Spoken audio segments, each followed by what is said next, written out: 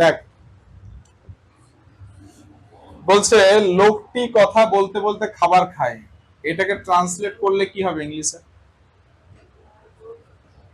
প্রথম কথা দেখ, এখানে আছে দুটো একই রকম ওয়ার্ড আছে, বলতে বলতে। বলতে মানে কি হয় এমনিতে? টু সে, তাই তো। ইনফিনিটিভ মানে কি হয়? To plus V one. এখানে পরপর দুটো সেম ওয়ার্ড রয়েছে, কেমন করে শেখাবো বা কেমন করে বলবো, কিভাবে শিখবো আমরা এটা? যে কোনো ইংলিশ সেন্টেন্সকে বাংলা থেকে ইংলিশে করতে গেলে, যে কোনো সেন্টেন্সকে বাংলা থেকে ইংলিশ করতে গেলে প্রথমে কি লাগে জানিস? প্রথমে লাগবে সাবজেক্ট, তারপর হচ্ছে মেন ভার্ব।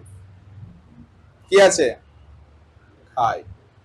যত বড়ই সেন্টেন্স হোক না কেন, শুধু একটা জায়গা মেন হবে, কি বলতো? মেন ভার্ব কি আছে, সাবজেক্ট কি আছে।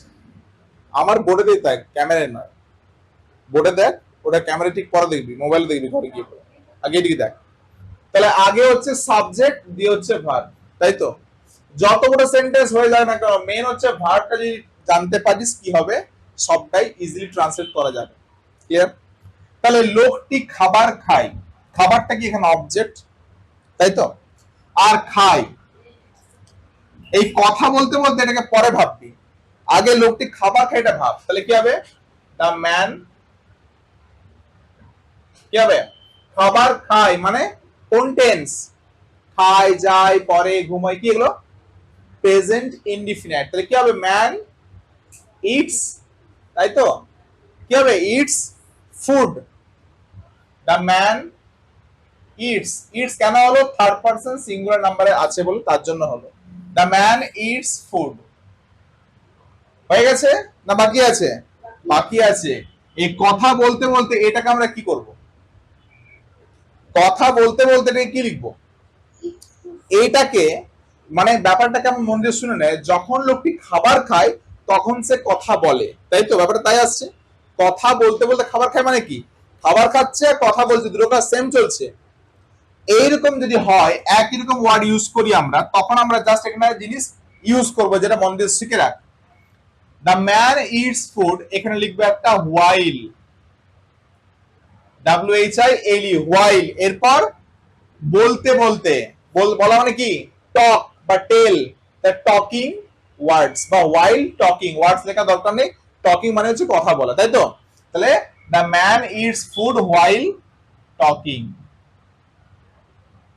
যদি বলা হতো যে মোবাইলে কথা বলতে বলতে, তাহলে কি লিখতাম? টকিং ওভার মোবাইল, তাই তো। তাহলে কি শিখলাম? যে লোকটি কথা বলতে বলতে খাবার খায়, সে খেলতে খেলতে খাবার খায়, তাহলে কি হবে? সে খেলতে খেলতে খাবার কি হবে? He eats food while playing.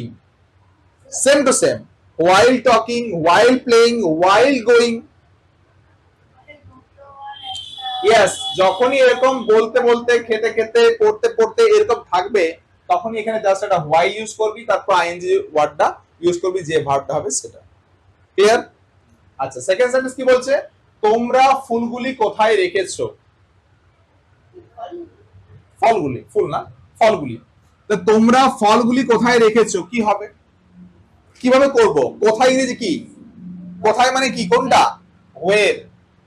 তাহলে প্রথমে হোয়ের কে বসাবো, এরপর আগে দেখবো টেন্স কি আছে। এই যে রেখেছো, রেখেছো কি টেন্স?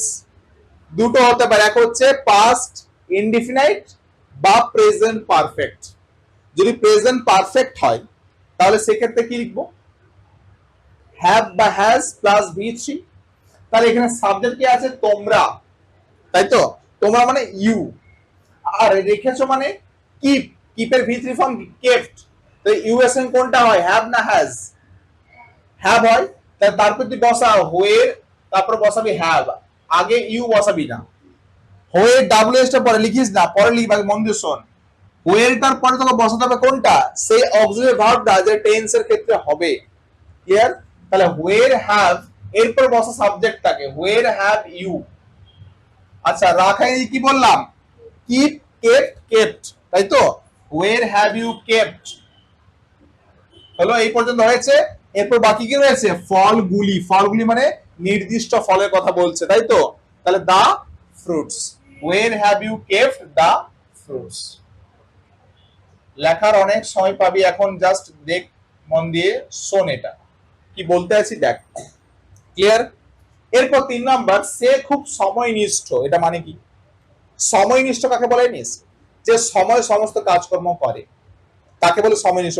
বললাম না, লিখিস না, এই লিখতে বান করলাম না, কথা শোন, শিখতে পাবি না লিখতে পাবি।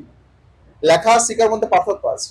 লিখলে শেখা যায় না, আগে শিখে নে দেন লিখবি। হলো? সে খুব সময়নিষ্ঠ। কি হবে সময়নিষ্ঠ? কি জানিস কেউ? ইংলিশ বলতে হবে এটা পাংচুয়াল। কি বলবো? ওটা পাংচুয়াল, যে সময়ে কাজটা সময়ে করে। তাহলে কি হবে? এখানে কোনো কাজ কি রয়েছে? শুধু একটা অক্সিলারি ভার্ব হবে, এটা বি ভার্ব। কি হবে? হি বা সি, যে কোনো একটা কর। ইজ ভেরি পাংচুয়াল, PNUCTUAL, মানে হচ্ছে সময়নিষ্ঠ। ক্লিয়ার? এরপর দেখ, বান করছে আমি, বল্টু আমাদেরকে একটি বই দিতে এসেছিল। বল্টু, নাইস নেম। তোর বন্ধু আছে এরকম কোন নাম? বল্টু। আচ্ছা দেখ, এত বড় সেন্টেন্স হোক আর যেমনই সেন্টেন্স, কি ভাববি তোরা? জাস্ট ভাববি বল্টু সাবজেক্ট আর এসেছিল, এটা হচ্ছে আগে ভাবা। আগে ভাবতে হবে কোনটা? আগে সাবজেক্ট আর মেইন ভার্ব। ফাইনাইট ভার্বটা কি আছে সেটা ভাবতে হবে আগে। তাহলে বল্টু এসেছিল, কি হবে? বল্টু, আগে বল্টু। কেম, পাস্ট ইনডিফিনিট, এসেছিল। বল্টু কেম, কি করতে এসেছিল? তাহলে বই দিতে এসেছিল। তাই যদি বলি বল্টু কেম টু গিভ বুক, এটা বাকি আছে আমাদেরকে। তাহলে came to book we, our, আমাদেরকে। এটা কি হবে? অবজেক্ট ঘরে আছে তো, অবজেক্ট ঘরে। তাহলে কি হয়? উই হয় না আওয়ার হয় না আস হয়? আস হয়। তাহলে বল্টু কেম টু গিভ আস এ বুক। কি বললাম? বল্টু কেম টু গিভ। এরপর মন দিয়ে দেখ জায়গাটা, এই যে বই দিতে, এই যে দিতে, টু গিভ, এটা কি? Non finite verb. এটা ফাইনাইট, কেম এসেছিল, এটা non finite. Boltu came to give, কি বললাম? টু গিভ আস এ বুক। হলো? ক্লিয়ার? বোঝা যাচ্ছে? কিভাবে করবি দেখে নে। প্রথমে সাবজেক্ট দিয়ে মেন ভার্বটা বসাবি। বল্টু কেম, দিতে টু গিভ, আমাদেরকে আস, একটি বই এ বুক। হচ্ছে না? হয়নি? সিম্পল। আচ্ছা, রবিবাবু সকালবেলা হাঁটতে গিয়েছিলেন। রবিবার, প্রথমে ভাব, রবিবার মানে সানডে। রবিবাবু সাবজেক্ট, গিয়েছিলেন মানে ওয়েন্ট। তাহলে কি হবে? Rabibabu went to walk in the Sunday morning. হবে না? বা ইন দা মর্নিং সানডে করিস না, ইন দা সানডে মর্নিং হবে। ইন সানডে মর্নিং তা লেখা দরকার নেই। দেখ, তাহলে কি লিখবো? রবিবাবু, আগে লিখবি প্রথমে সাবজেক্ট। হলো রবিবাবু গিয়েছিলেন, কি হবে? গো ওয়েন্ট গান, পাস্টে আছে ওয়েন্ট। রবিবাবু ওয়েন্ট, কি করতে গিয়েছিলেন? হাঁটতে। টু ওয়াক, তে যোগে যে কোনো ওয়ার্ডের সঙ্গে টু ইউজ করতে হবে। রবিবাবু ওয়েন্ট টু ওয়াক, কখন? In Sunday morning.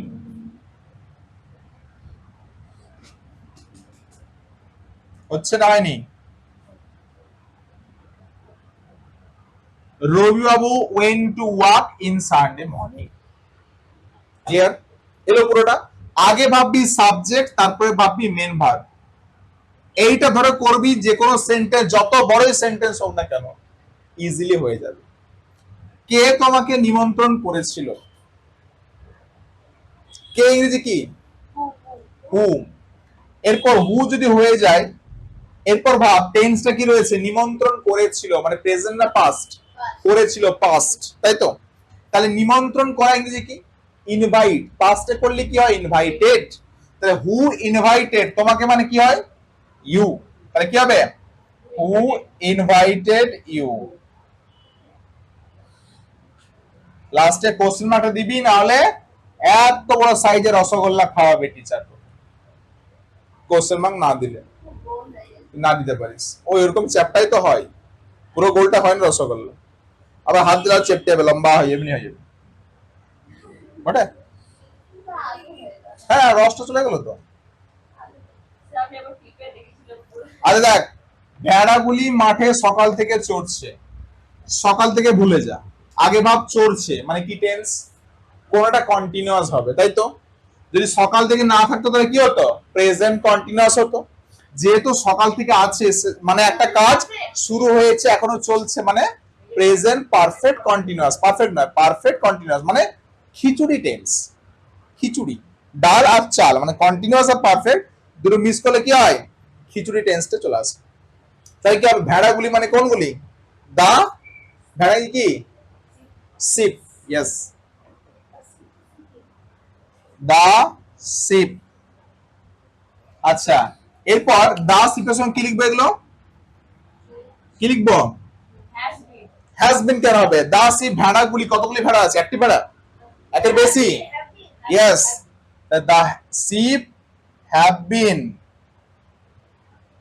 চড়ছে মানে কি ইংরেজি জানিস, গ্রেজ, ওটা কি গ্রেজ, গ্রেজ থেকে grazing, the sheep have been grazing. কোথায় চড়ছে, ইন দা ফিল্ড, মাঠে। তারপরে এই যে সকাল থেকে এটা উড়ে গেল, লিখতে হবে না, the ship have been grazing in the field, সকাল থেকে বিকাল থেকে হলে এরকম ওয়ার্ড ইউজ করবি, সিন্স মর্নিং, একটা প্রিপোজিশন, সিন্স হচ্ছে একটা প্রিপোজিশন, তাহলে ইউজ করতে হবে the ship have been grazing in the field since morning. যদি বলতো 2 ঘন্টা ধরে চড়ছে তাহলে ফর 2 আওয়ার্স, কি বললাম, ফর 2 আওয়ার্স। যদি বলতো 2 ঘন্টা ধরে চলছে তাহলে অনেকক্ষণ ধরে, ফর লং টাইম, কিছুক্ষণ ধরে ফর এ হোয়াইল বা for a short time, right, এগুলো ইউজ করতে হবে। এরপর দেখ, এইভাবে ট্রান্সলেশন যদি করতে শুরু করিস, যে কোনো ট্রান্সলেশন তো ইজিলি হয়ে যাবে, হবে কি হবে না। এরপর বাড়িতে একটা সুন্দর কাজ দিচ্ছি আমি, একটা ট্রান্সলেশন একটি দেবো, একটি মতো দেবো, এটি করে নিয়ে আসবি যে পারবি। এটা হোমওয়ার্কের ট্রান্সলেশন।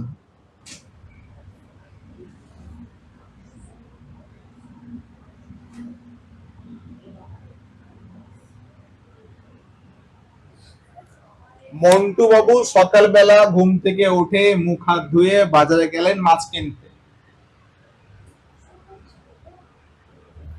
এই সেন্টেন্সটা এত বড় সেন্টেন্স, কিন্তু আমি কিসে গেলাম, যে সাবজেক্ট আর ফাইনাইট ভার্বটা খুঁজে বের করলে পুরো সেন্টেন্সটা তাসের ঘরের মতো পড়ে যাবে, অর্থাৎ ইজিলি পুরোটা হয়ে যাবে। এখানে ফাইনাইট ভার্ব কিন্তু একটাই আছে, এই যে মুখ হাত ধুয়ে, তারপরে হচ্ছে কিনতে, এগুলো ঘুম থেকে উঠে, এগুলো সব হচ্ছে নন ফাইনাইট ভার্ব।